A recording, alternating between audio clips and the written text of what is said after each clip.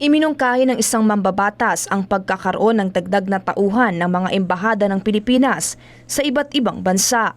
Sa panayam ng SMNI News kay House Committee on Overseas Workers Affairs, Vice Chairperson Representative Kaimer Adan T. Olaso, kulang na kulang anyang mga tauhan ng mga embahada upang mamonitor ang mga Pilipino sa kanilang nasasakupan. Reaksyon naman ito ni Olaso kaugnay sa kaguluhan sa pagitan ng Israel at Hamas kung saan may ilang Pilipino na ang naiulat na nasugatan at nawawala.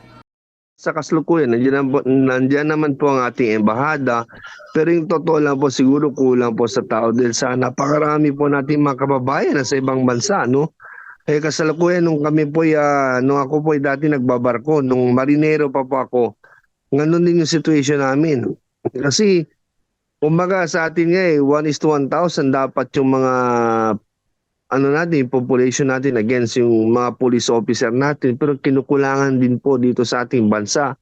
Well, I think kailangan po talaga mag-augment ng tao para at least ma-focus at saka mabigyan ng atensyon ng maigi po ang ating mga kababayang manggagawa sa ibang bansa.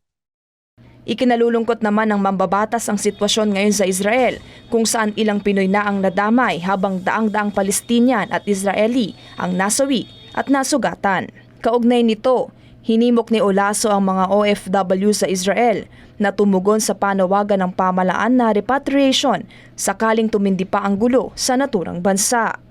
If ever na kailangan talagang umuwi, kailangan talagang repatriate sila, then we have to evacuate them as soonest kasi kawawa po. Alam niyo po, mahirap po yung buhay natin, di natin masabi. Pag nangyari, pag natamaan tayo doon, di ba? So mahirap po yung yung situations nila sa kasalukuyan. Kaya the best thing is to repatriate them to the Philippines back. Sa ngayon, patuloy na nakamonitor ang pamahalaan sa sitwasyon sa Israel sa pamamagitan ng Department of Migrant Workers at Overseas Workers Welfare Administration. Para sa Diyos at sa Pilipinas kung mahal, Demi Hermoso, SMNI News.